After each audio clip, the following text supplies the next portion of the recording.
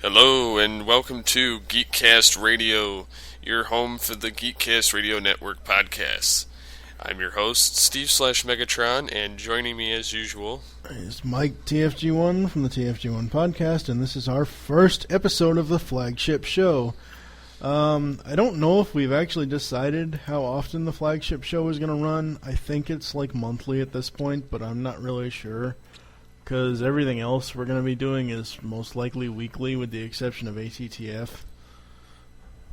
Yeah, it sounds about right. I think that's right. I don't know. Not really sure.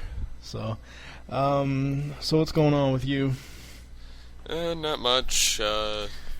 This is, of course, an early episode for the show, considering we weren't going to start it until August, but Yeah.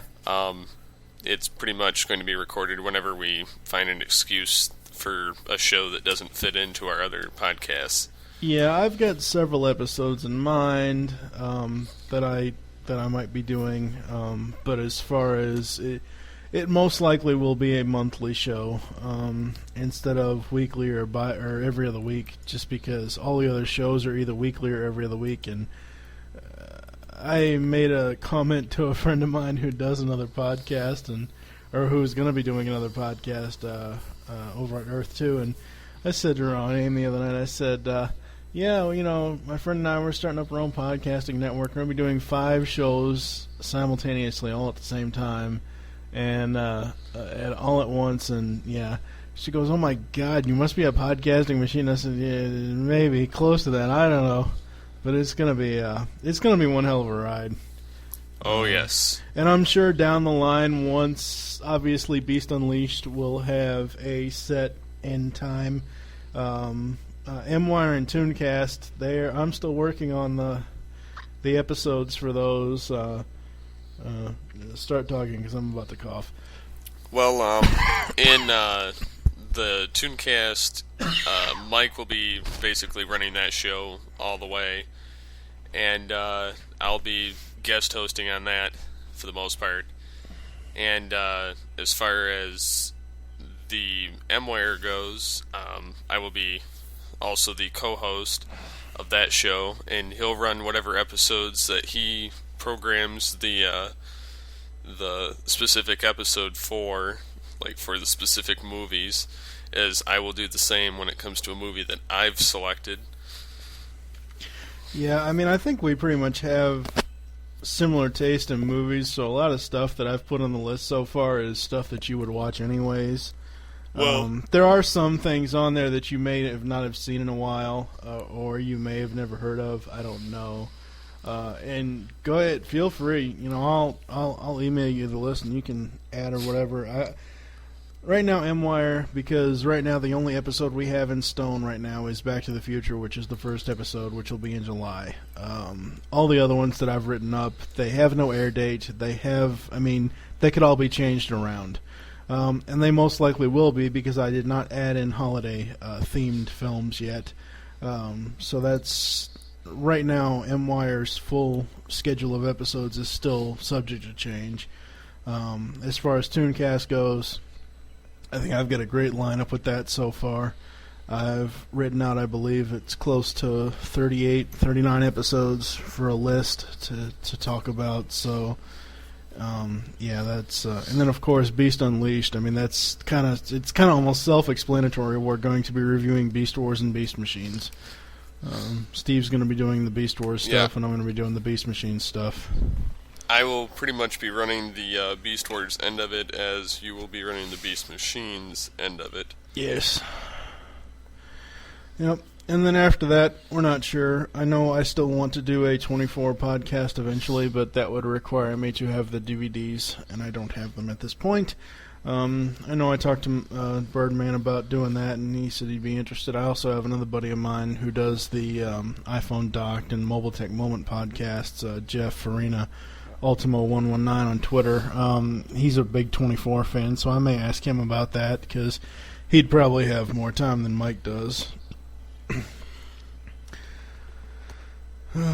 So, what are we talking about in this first episode, Steve? Well, in this first episode, pretty much, we are going to talk about and this episode's going to be pretty much short and sweet and to the point, considering this is our debut episode, and yes, we're still deciding what we want to include in the show overall. Yes. Oh yeah. So, pretty much the main topic of this episode will be the G.I. Joe Resolute cartoon that is on Adult Swim on Cartoon Network. Yes. Now, this is not currently running, is it? I mean, I know you sent me the files, and I have them, and there's 11 episodes. Are they planning on doing any more, or was that just it? I think at this point, I think they were just using it as like a test ground to see how it was going to play out. Mm-hmm. And I know right now, as of this point in time, they have no desire to do another series yet, but they were building the hype with it. Yeah. Bridging this huge, almost, 20-year gap between the original G.I. Joe and this new movie that is coming out this August. Yes, which will absolutely suck big balls, from what I've heard. Yes, and from what I've heard from many people, including the guys on Twig, and my own, thoughts on it, I don't believe this movie will be any good whatsoever. I think it's just going to be a crappy action flick, and there's going to be no G.I. Joe. I mean, of course they're going to have the names and some of the likenesses of them, but they're going to totally annihilate that series. Yeah, they're going to pretty much, I wouldn't really call it a reboot, but they're pretty much going to character assassinate the entire series. I have seen the trailer that premiered a while ago, and I'll admit I'm not the biggest G.I. Joe fan. I don't dislike the series. It was just, when I was a kid, I was more into Transformers and everything else other than G.I. Joe. I remember seeing a few episodes here and there, but it wasn't something that I sat down to watch every day. So my knowledge of it really isn't that, it's not as far spread as, say, Transformers or Knight Rider or, something like that. I mean, I'll have an opinion about the Resolute, which is what we're going to be covering here, G.I. Joe Resolute. I'll have an opinion about it, but I'm probably just going to let you rant on it, because I really can't form an overall opinion of the entire franchise either way, because I wasn't really that exposed to it. Well, see, now the original G.I. Joe, I wasn't very familiar with the Sunbow series of it. Like, I knew some of it, but I know that was definitely more of a darker toned G.I. Joe for the time. Yeah. And the animation was obviously much better than after the G.I. Joe movie, which is where it peaked, and Hasbro decided that they couldn't afford to pay that company anymore, and so they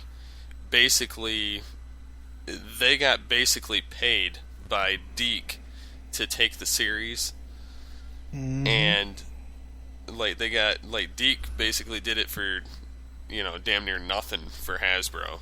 Yeah. And so when they did it, they had to revitalize the series from the points of the movie, because obviously Cobra Commander is a snake and Duke is in a coma, and so they end up they tie up some of the loose ends from season 1 in like the Dragonfire episodes. They destroy Serpentor basically because they turn him into a frickin' lizard, and so overall, and then Cobra Commander becomes himself again. And granted, that's an entirely different series, but the characters from that series, for the most part, are still in Resolute. Yes. And Resolute is 10 times darker, if not more, than the original. Considering you actually see death, there are not laser guns to shoot each other. They actually use bullets and swords, and there's actual, blood and death in the series. When I first started watching it after you sent me the files, the first thing I thought of was Justice League New Frontier. It is that it has that style of animation and that style of gore. The only thing that I can really take from as an example would be the beginning scene of New Frontier, where Hal Jordan is descending in his parachute. He lands on this kid. The kid's going to stab him, but the war is over, and he has no choice but to shoot the kid in the head because the kid's going to kill him. And it just shows the blood spattering everywhere. So I mean, that's the same thing here in Resolute. I don't think there were any moments when I watched the little episode clips that I actually cringed or felt like I was going to get sick or anything from the violence, but it's very, very violent. Yeah, and a lot of it's very graphical in the sense that the first scene that you see has police in Washington, D.C. around the Lincoln Memorial with a cobra dagger in Major Blood's heart, and you see one of the main characters of the old show dead. Yeah. And you have the G.I. Joe through Scarlet investigating this entire, of who got killed, and there's a lot of the back and forth with the ninjas and Snake Eyes and Storm Shadow. Cobra Commander alludes to the fact that this could possibly be a continuation in one of his quotes. Mm-hmm. It says, and I'm reading this from the Wikipedia of his quote because I don't have it wrote down, that it suited me to once appear to be weak and cowardly because it motivated you people to think. But today is a new day. There will be no moves to take over my command. There will be no mistakes. There'll be none of your crap. None of it. So basically, he's saying that he's not putting up with any more shit, and he's just going to start killing them if they start fucking off. Yep. And he actually does that in a couple scenes, considering some of the technicians tell him that there's no way they can do something, so he just pulls out his sword, slices them in half, and lets them fall to the floor. Yeah. Yeah, I'm trying to remain indifferent about it. I think the only thing that really kind of sways me to the negative about it, and it's a minor gripe, because obviously Mr. Latta is passed away, but they could have found a closer match voice to his. I mean, because for the most part, from what I understand from G.I. Joe fans, from people that I've talked to, they always associate Cobra Commander with that voice.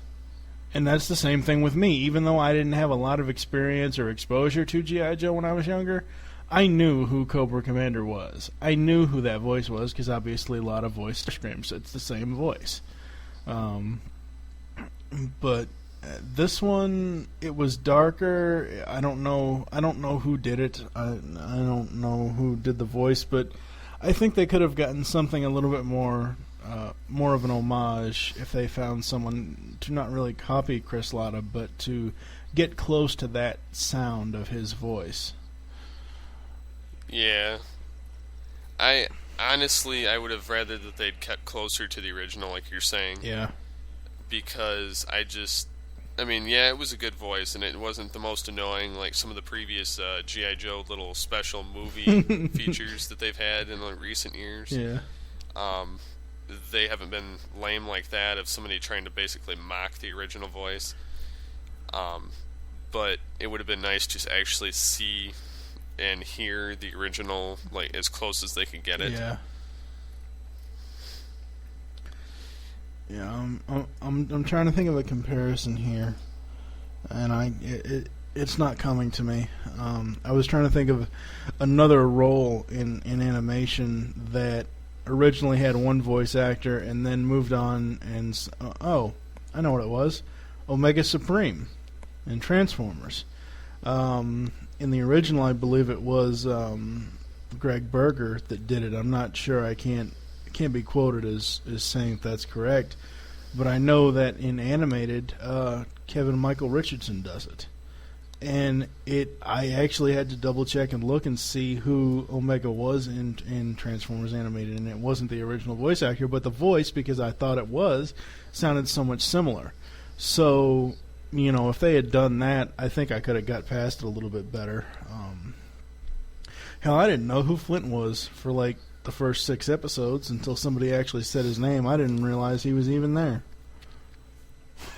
Yeah, they do have 90% of the original casting in there, and they have like real quick parts because obviously they're 5-minute episodes, give or take. Yeah. And there's a lot of like references to other aspects of G.I. Joe. Mm-hmm. Another weird thing with this show is that they had content that you could unlock through the website. Right. By punching in the code at the end of the episodes. Yeah, I mean, everything nowadays is fucking interactive. I mean, that's the whole point. And I could go on to a rant about that, but I'll save that for another time. I don't know. Snake Eyes, did he always not talk? No, what happened is, if you noticed in the Resolute, he got shot in the mouth. Oh, that's right. Basically, he got shot in the face. Yep, in the flashback when he was trying to save his master. Right. Okay, I got you. And in the original show, I think something similar happened. Like, he either got shot or he got an explosion happened at him real close. I think it was an explosion because his face, I remembered, was scarred and burnt after that. And they had him wrapped up in rags for a while. Yeah, I think my favorite scene out of the entire thing was the one dude, I forget what his name is, the engineer dude that comes up with a great plan to demolish the satellites. And I like that whole thing up in the, like, I don't know, 68,000 feet above the Earth or whatever it is, and he's hopping from satellite to satellite, and that was kind of cool. Yeah, that was Tunnel Rat. Oh, Tunnel Rat. Yeah. But I really don't. I don't overly hate it, and I don't overly like it. It's just there for me. Again, these aren't robotic characters; they're human characters. So I would think that they would age, and they would all be too freaking old to do this stuff. But I mean, if you're gonna directly say, and I don't think they actually do directly say, but if you're gonna directly say this ties into the old show, how the hell are these characters still the same age? I mean, I don't know. I don't know. It's just weird. You want to hear another interesting tidbit? Sure. Stephen Bloom of Wolverine and the X-Men, Cowboy Bebop, pretty much voices 90% of the male voices in the show. Oh, really? Yeah. I don't know who does Cobra Commander, but it could be possibly him. Yeah, I'm not really sure. And the 4th episode of this is the only episode to not start out with the USS flag in the beginning. Yes. One of my main problems with the whole USS flag thing, it says the location is classified, confidential, whatever it says in the little beginning. And how the hell did Cobra find it if it's classified? Probably they use the satellites after they keep trying to send signals. Yeah, that's true. I mean, they could. Yeah, I can see that. Yeah, but for the most part, this series, I'd have to say, is overall really well, really greatly executed. Yes. I would like to see them actually continue it and see what happens since the spot where Duke locks Cobra Commander in his own protective chamber and the nuke goes off in Illinois. Mm-hmm. Because Cobra Commander's not dead. Yes. He's the only member not captured of the high command at Cobra. Yeah. What'd you think of the Baroness in this? Freak. Well, look who she's dating. Destro or Despero, whatever the hell his name is. Yeah, it's Destro. Yes, I like wearing a silver helmet. I mean, it's supposed to be like a family heirloom, but it's like a battle armor for him, but still. Who the hell would want to wear? Well, of course, Cobra Commander wears a mask too. So yeah, that's true. I tell you one thing that it doesn't directly relate to this, but when I first saw, the hell was that? Don't know. Came from your end, not mine. I don't have a clue. Okay. When I first saw the Batman Beyond episode, and I know this is kind of off topic, but the Batman Beyond episode's Curse of the Cobra, I was like, oh crap, they're bringing Cobra back into Batman Beyond. And it's all these like lizard type people, and it is just weird. But I was like, wow, that would be a crazy crossover. The Batman universe with Cobra and Cobra Commander in it. That would be kind of weird.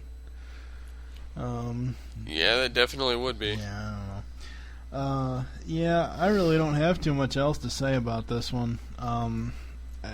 One thing I would like if they did do it is to clean it up a little bit, because for me it wasn't that the animation itself was okay, but the actual video quality sucked. Well, that's because of the videos I downloaded. They actually looked a lot nicer if you were watching it on the TV. Oh, okay. Well, maybe they could release a DVD of it. Hell, they release a single disc DVD for everything else that comes out half the time. Hell, they're giving Batman Brave and the Bold a 4-episode release, Volume 1. God. Well, see, this is only about an hour long altogether, so I'd like to see them actually just release this as an episode clip. Or just one DVD, and have all this on there, as well as like some special features and maybe some interviews with people involved, and then just have it released for, even if it's $10, just something small, or even better, included in the G.I. Joe box set that's supposed to come out later this year. Yeah, I don't think they'll do that. I don't think so either, because it's different. That'd be like releasing G.I. Joe Extreme with the original. No, we're not doing that. It'll never happen. No. But, yeah, and another thing I'd like to see them do, besides, make it longer, is differentiate the voices, because they all sound the same. They all sound kind of, like, bland. They don't really sound like there's too much emotion in it. It feels rushed. I think the only one that sounded okay, outside of, like, Duke and Scarlet, the little tech girl. Yeah. She sounded... Those were about the only different sounding voices. Yeah. I did like how they kind of did, like you said before, they kind of blended it into the old series. How all the G.I. Joe sites have been abandoned over a time period, and they all open up and all the vehicles activate and everything else. I thought that was kind of cool. Yeah, that was a pretty nice feature. It's kind of like dusting off the cobwebs. Yep. That's another thing that leads me to think that this takes place in the future, because Cobra was shut down for so many years. Yep. And all of a sudden launches this plan out of nowhere with the start of the death of Major Blood. Yeah. And all the G.I. Joe was pretty much just sitting on the USS Flag, kind of like, okay, this sucks, what's going on? Yep. And then Cobra decides to surface again. It's like the Optimus Megatron syndrome when you get Cobra Commander and Duke going head-to-head. Yeah, I don't remember. Did G.I. Joe come first, or did Transformers? I forget. Are they like not 2 really or 3 sure, months but I can look it apart? up. Yeah, I'm going to look that up on Wikipedia. I'm not sure if G.I. Joe came a year before Transformers. I know He-Man came in '83.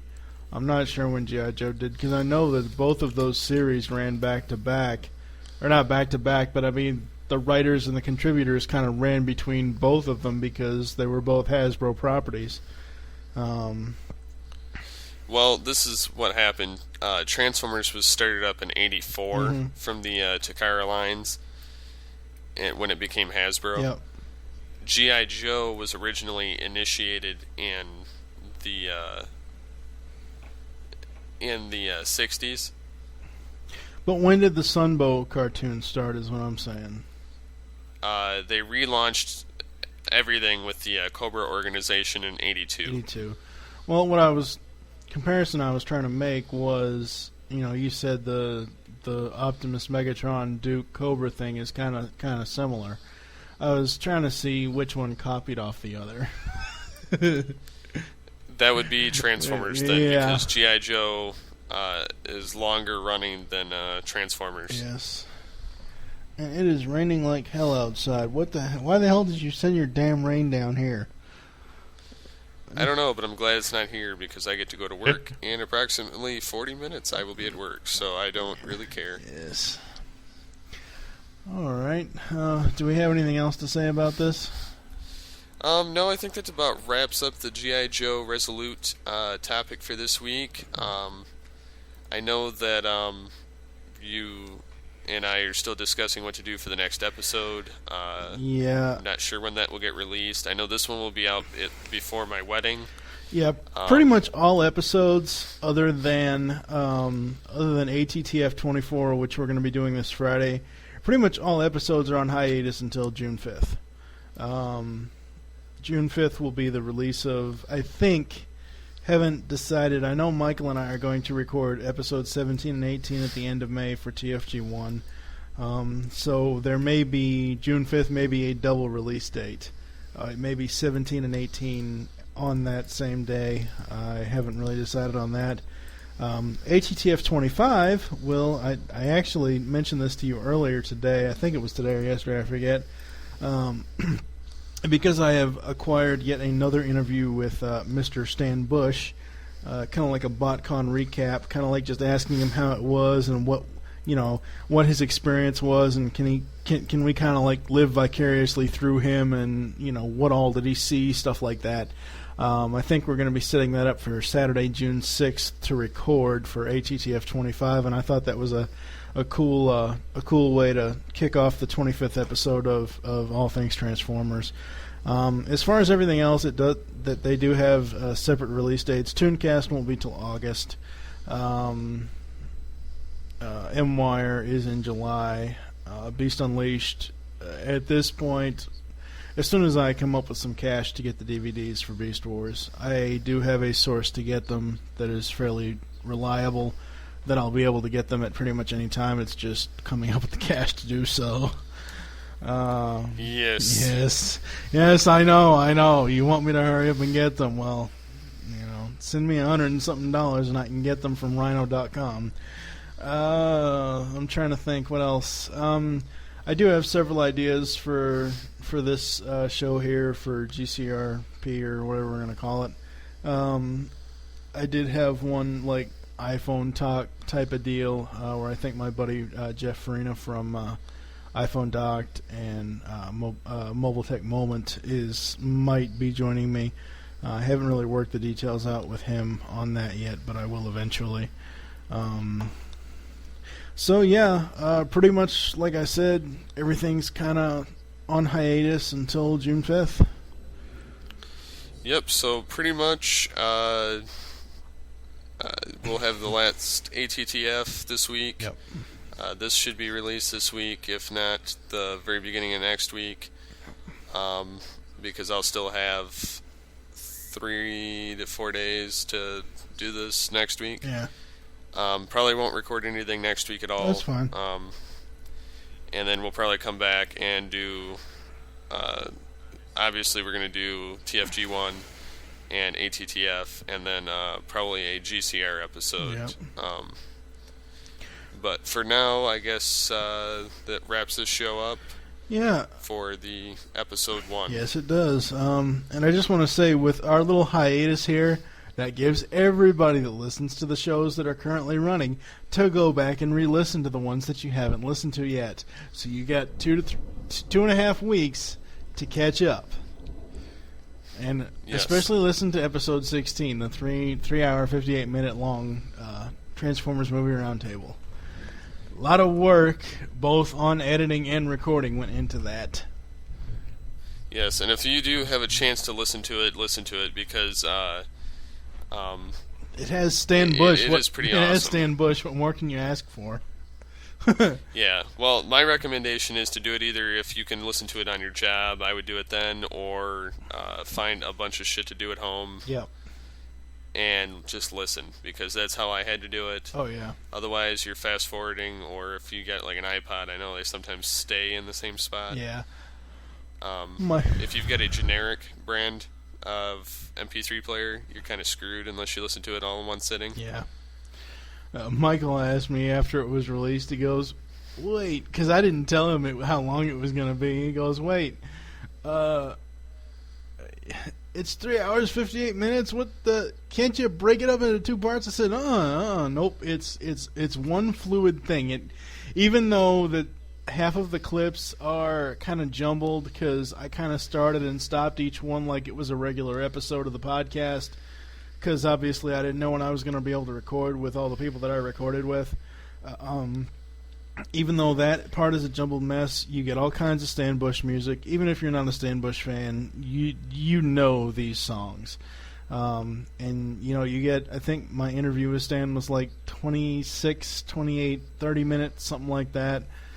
Something around there. Yeah, I don't remember. So, I mean, like Steve said, open your iTunes on your computer at home. Just start it, and then not crank it up like, rock out to it or anything. Turn it up enough so where you're going to be able to hear it, and go vacuum or, don't take your trash out, then you wouldn't be able to hear it. But anyway, yeah, just go listen, people. Damn it. Yes, and I guess for now, before we start rambling on anymore, and so I can get ready for work, yes. Unfortunately, I am once and always Steve/Megatron. And I am TFG1 Mike, and we are the Geekcast Radio Network. We will see you later.